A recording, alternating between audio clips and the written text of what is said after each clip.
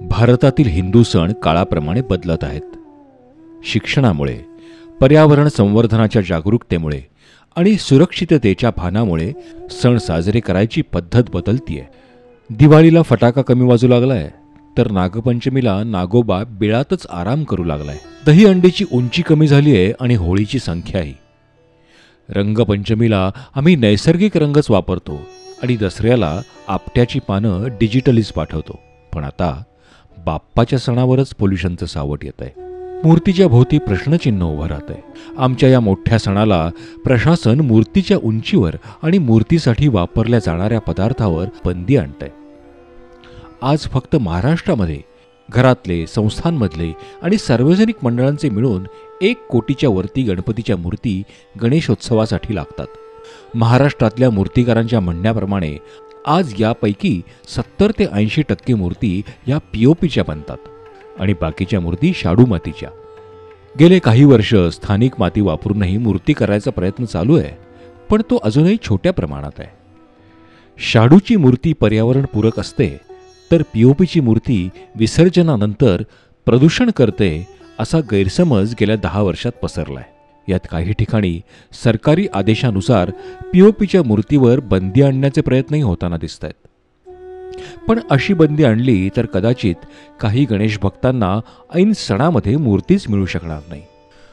मूर्ती विसर्जनामुळे होणारे प्रदूषण कसे रोखता येईल या समस्येवर काही शास्त्रज्ञांनी गेले काही वर्ष संशोधन केलंय आणि केंद्र सरकारने काही शास्त्रज्ञांची समिती नेमली आहे. या संशोधनाचे निष्कर्ष काय आहेत, धार्मिक शास्त्राप्रमाणे काय उपाय आहेत आणि सार्वजनिक मंडळांकडून यावर काय प्रयत्न होत आहेत हे जाणून घेण्यासाठी पुण्यात 5 ऑगस्टला एक चर्चासत्र आयोजित करण्यात आलं होतं.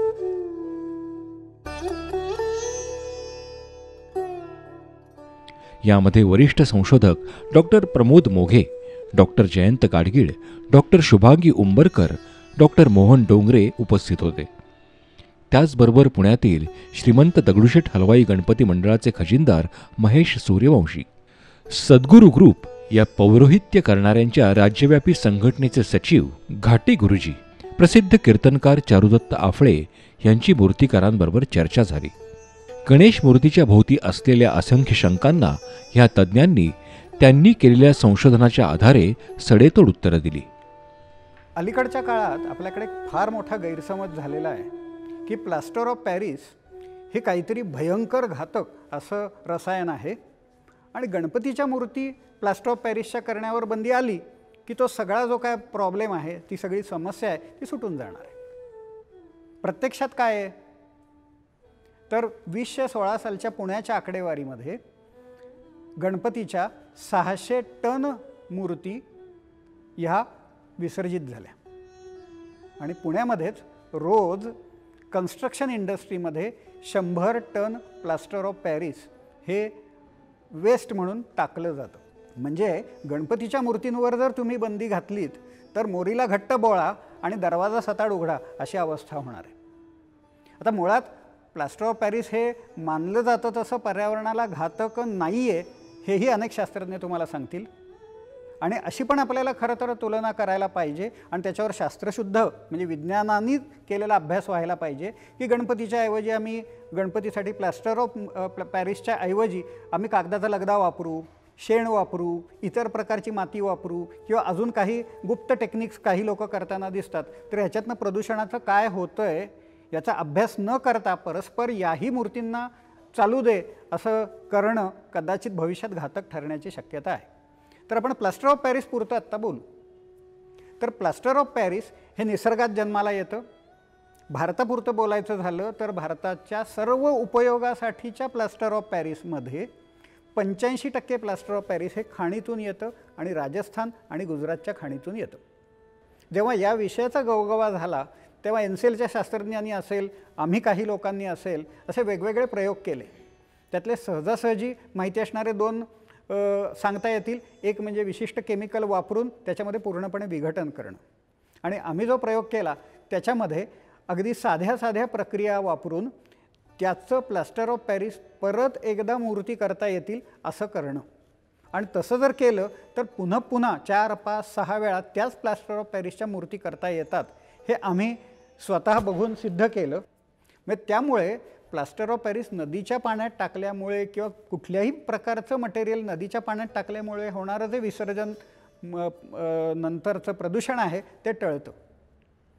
त्यामुळे जेव्हा तुम्हाला 2 किंवा अधिक पर्याय उपलब्ध आहेत, तांत्रिकदृष्ट्या योग्य पर्याय उपलब्ध आहेत, पर्यावरण स्नेही पर्याय उपलब्ध आहेत, तेव्हा त्याच्याकडे दुर्लक्ष करून पूर्वीच्या कुठल्या तरी एका खटल्याचा आधार घेऊन त्याच्यावर बंदी आणणं हे पुरेसे योग्य होणार नाही. जर आपल्याला प्रदूषणाबद्दल POPच्या प्रदूषणाबद्दल समजून घ्यायचं असेल तर पहिल्यांदा मुळात प्रदूषण म्हणजे काय हे समजून घ्यायला पाहिजे. ज्या गोष्टी निसर्गात नैसर्गिक आहेत किंवा निसर्गानं निर्माण केल्यात त्याच्यातला भाग काढून घेतलात तरी त्याला आपण प्रदूषण म्हणू शकतो, किंवा त्या ह्याच्यात त्या नैसर्गिक ह्याच्यात काही भर टाकलीत आपल्यातर्फे तरी ते प्रदूषण म्हणून गणलं जातं. आता अशा दृष्टीनं जर विचार केला तर आम्ही प्रदूषणामध्ये जर ते एन्व्हायरमेंट फ्रेंडली म्हणजे पर्यावरणप्रेमी हे ठरवायचं असेल प्रदूषण, तर काय गोष्टी याची आवश्यकता आहे.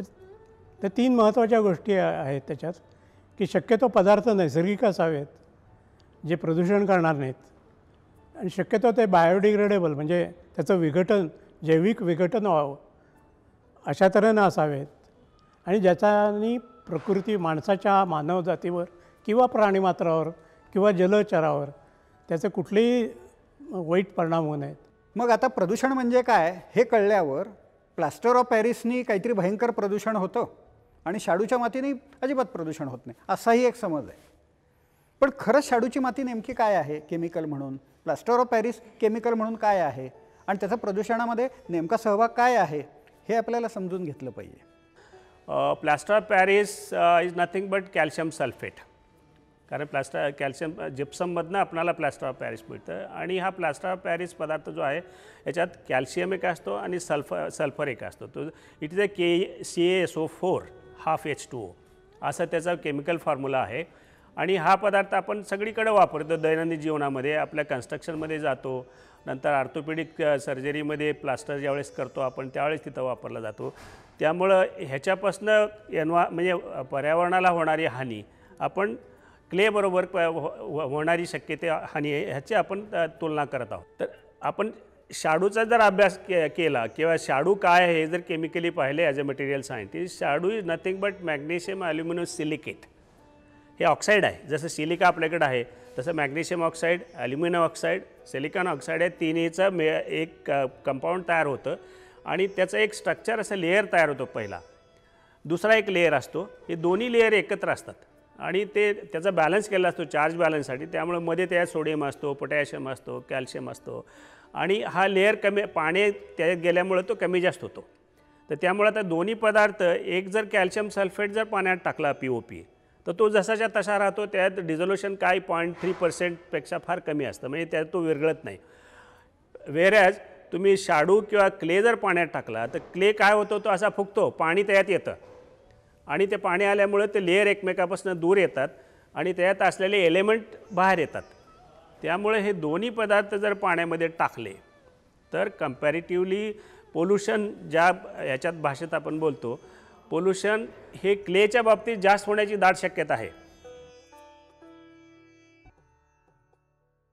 जेव्हा शास्त्रज्ञ म्हणून आम्ही अभ्यास करतो तेव्हा नेमका काय अभ्यास करतो, तर आपल्याला हे कसं करायचं आहे, लोकभावना काय आहेत, आणि त्याच्यातून मार्ग काढताना आपल्याला विज्ञानाचा आधार घेऊन कसं कसं काम करायला लागेल, आणि कदाचित 2 मिनिटांनी होणारं जे काम आहे त्याच्यावर वर्षभर काम करावं लागतं, आणि ते काम करून काहीतरी अभ्यासपूर्ण निष्कर्ष काढावे लागतात.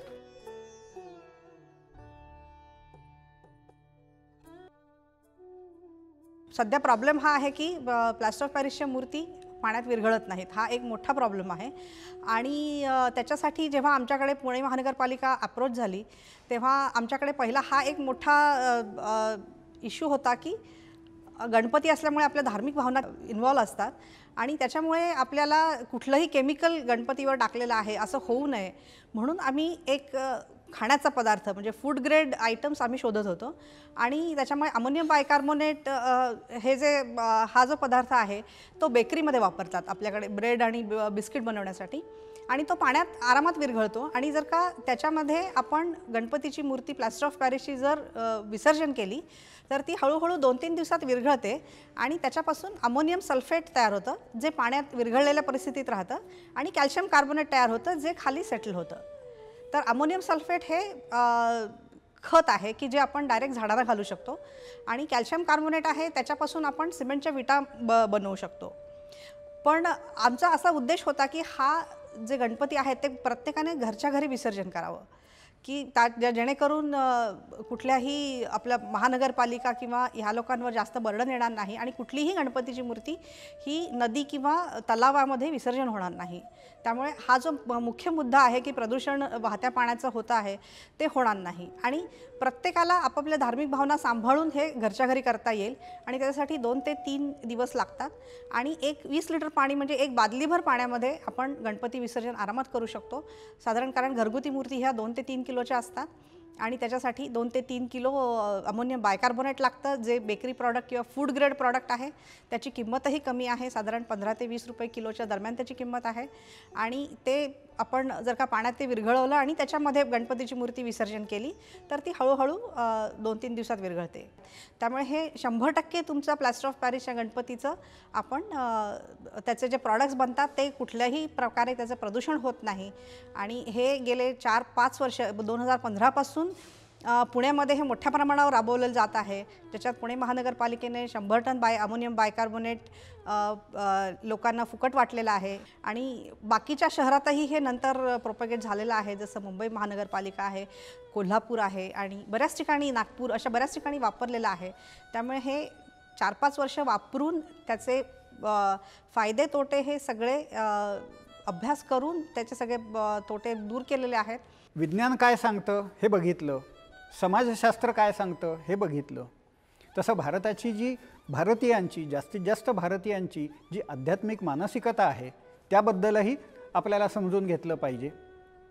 मग गणपती का बसवतात, त्याच्यामागची भावना काय, विसर्जन करतो त्यामागची भावना काय, हेही आपल्याला आपोआप उलगडत जाईल. आपल्या देवघरामध्ये सर्व प्रकारच्या मूर्ती असतात, मग उत्सवासाठी वेगळी मूर्ती का? याचं पुराणामध्ये असलेलं एक उत्तर सोपं असं आहे की भगवान गणेशांनी जेव्हा त्या नरांतक देवांतक या 2 राक्षसांच्या बरोबर प्रचंड युद्ध केलं ते 10 दिवस चाललं आणि याची मुख्य राजधानी काशी क्षेत्रामध्ये होती. हे युद्ध संपल्यानंतर गणेश आपल्या गणेशपुरीकडे जेव्हा निघाले तेव्हा त्या काशीराजांनी दुःखाने विचारलं की तू 10 दिवस आमच्याबरोबर होतास आणि हे इतकं सुंदर युद्ध तू नेतृत्व केलंस, त्याचं आपल्याला विजय मिळवून दिलास, तुझी खूप आठवण येईल रे, तुझ्या आठवणीसाठी आम्ही काय करावं? तेव्हा गणेशांनी असं सांगितलं की या 10 दिवसाचं स्मरण म्हणून माझी मृत्तिकामय मूर्ती आपण बसवा आणि ह्या सगळ्या माझ्या युद्धाची, या माझ्या नेतृत्वाची, या माझ्या बुद्धिकौशल्याची आठवण करा की ज्यायोगे पुढच्या काळात तुमच्यावर असं संकट येणार नाही. आणि मग 10व्या दिवशी हा माझा युद्धाचा विषय संपला तेव्हा ते विसर्जन करा. अशी पुराणामध्ये मुळात या मृत्तिकामय मूर्ती निर्माण करणं, ती चतुर्थीला स्थापन करणं आणि अनचतुर्दशीला विसर्जन करणं अशी कथा गणेश पुराणांतर्गत येते. अर्थात हाच विषय डोळ्यासमोर ठेवून टिळकांच्याही पूर्वीपासून आपल्या महाराष्ट्रामध्ये, भारतामध्ये कित्येक ठिकाणी हे गणपती पूजन चालू असे, पण ते अर्थातच खाजगी पातळीवर होतं. म्हणजे अख्ख्या गावातून 1-2-4 लोकांच्याकडे किंवा आणखीन काही प्रतिष्ठित लोकांच्याकडे असाच तो गणेशोत्सव असायचा आणि अशा तऱ्हेनं त्या 10 दिवसाच्या उत्सवाचं महात्म्य चालू होतं. लोकमान्य टिळकांनी त्याचा सार्वजनिक उत्सव जेव्हा केला त्याच्यामागे राष्ट्रीय प्रेरणा होतीच, यात संशय नाही. आपल्या सगळ्यांना ते माहिती आहे की राष्ट्राचं पुनरुत्थान करण्याच्या दृष्टीनं पुन्हा त्या गणेशाच्या नेतृत्वाची आठवण, बुद्धीची आठवण या उत्सवामध्ये होणं हे नितांत गरजेचं होतं. पण त्याबरोबर काही धार्मिक गोष्टीही सांभाळणं आवश्यक होतं आणि या दृष्टीनं जेव्हा आता घरोघर, गल्ली गल्लीमध्ये सुद्धा गणेशोत्सव सुरू झाला तेव्हा साहजिकच एक आवश्यकता अशी निर्माण झाली की आता गणेश मूर्तींची संख्या वाढवली पाहिजे, ती तितक्या लोकांच्यापर्यंत नेली गेली पाहिजे. प्रश्न असा येतो, जेव्हा एका ठिकाणीच मूर्ती बनणार आहेत आणि त्या तिथून कित्येक किलोमीटर दूरवर पाठवाव्या लागणार आहेत, अशा वेळेला त्या मूर्तीला मध्ये प्रवासात कुठे धक्का पोचू नये अशा दृष्टीनंच काहीतरी उपाययोजना केली पाहिजे, हे कुठल्याही मूर्तिकाराचं मानस असतं. या दृष्टीनं काही मूर्तिकारांनी हा संशोधनाचा विषय केला की काय करता येईल, मृत्तिकामय मूर्ती असावी याच्यात संशय नाही, पण ती आता प्रवासामध्ये पाठवता येणार नाही. बरं, शाडूची मूर्ती असो मृत्तिकामय असो, त्याला थोडा जरी डाग पडला, थोडं जरी ते डॅमेज झालं, थोडा जरी कोपरा त्याचा भंगला, तर ती घेण्याच्या दृष्टीनंही उपयोगाची नाही, धर्मशास्त्राच्या दृष्टीनं उपयोगाची नाही. मग ती विकली जर जाणारच नाही तर मग आपल्या सगळ्या कुंभार बंधूंनी किंवा मूर्तिकार बंधूंनी मग काय करावं याच्यामध्ये, प्रवासाला या मूर्ती पाठवाव्या कशा, याच्यातून ते POP प्रकरण तयार झालं.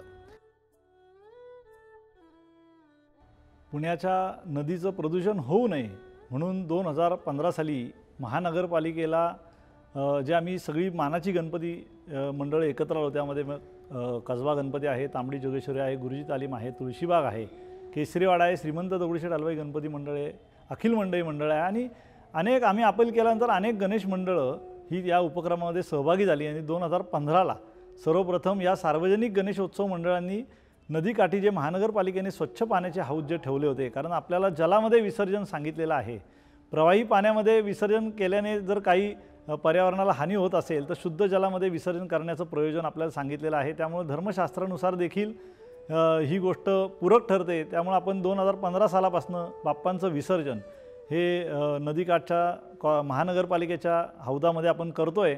आणि ते विघटन त्या मूर्तीचं होण्याकरता पुणे महानगरपालिका NCLच्या सहकार्याने जे आपल्याला केमिकल त्या ठिकाणी उपलब्ध करून ती पावडर देतं आहे, त्याचा आम्हाला पण अनुभव असा आहे की 3-4 दिवसामध्ये मूर्तींचं पूर्णपणे विघटन होत असतं. आणि ते जे पाणी आहे किंवा तो जो राहिलेला गाळ आहे हा आपण पुन्हा झाडांना किंवा खत म्हणून वापरला जाऊ शकतो, किंबहुना त्याचा वापर होतो आहे. त्यामुळे मुख्य जो स्रोत आहे आपला नदीचा तो कुठंही प्रदूषित होत नाही आहे किंवा त्याला कुठलाही त्या स्रोताच्या प्रवाहाला अडथळा देखील येत नाही आहे. आणि आम्ही ही गोष्ट व्यापक प्रमाणात सार्वजनिक गणेशोत्सव मंडळांनी केल्यामुळे आपले पुणे शहरात जे घरी गणपती बसवणारे जे भाविक आहेत, नागरिक आहेत, त्यांनी पण आमच्या आव्हानाला प्रतिसाद देत महानगरपालिकेची मागच्या वर्षीची जी आकडेवारी आहे, जवळजवळ 3.5 लाख गणपती मंडळांनी गणपती जे बसवतात घरी त्यांनी देखील त्या हौदामध्येच विसर्जन केले. ह्या अगोदर ती संख्या काही हजारामध्ये होती, आज 3.5 लाख मूर्त्यांचं विसर्जन हे हौदामध्ये होतं आहे. आणि शास्त्रज्ञांच्या ह्या प्रयोगाला खूप मोठ्या प्रमाणावर यश आलेलं आहे. तर आपल्याला लागणाऱ्या वस्तू आपण नेहमी उत्खनन करून काढायला लागलो तर माळीण तळियासारख्या दुर्घटनांनाच आपण निमंत्रण देत असतो. आणि विघ्न हरत्याची पूजा करताना विघ्नाला निमंत्रण देणं हे फार काय बरोबर नाही. त्यामुळे आहेत त्या वस्तू शक्यतो पुनर्वापर करूनच परत परत वापरल्या पाहिजेत, हा आजचा परवलीचा मंत्र आहे. तर मग गणपती मूर्तीच्या बद्दल अशा प्रकारचा पुनर्वापर करू शकू का?